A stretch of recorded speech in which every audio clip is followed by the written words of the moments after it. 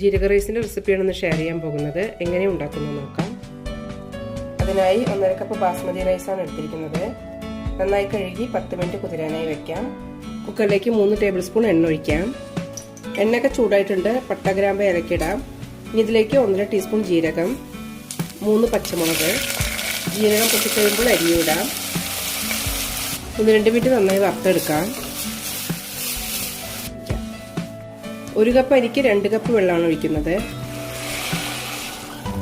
ഇതിലേക്ക് ആവശ്യമുള്ള ഉപ്പ് കൂടി ഇടാം. തിളയ്ക്കാൻ തുടങ്ങിയിട്ടുണ്ട്. ഒന്ന് ഇളക്കിയ ശേഷം അടച്ചു വയ്ക്കാം. 3 വിസിലിന് വേവിക്കാം. കറക്റ്റായി വെന്ത് കിട്ടിയിട്ടുണ്ട്. ഇതിലേക്ക് കുറച്ച് മല്ലിയില കൂടി ഇടാം.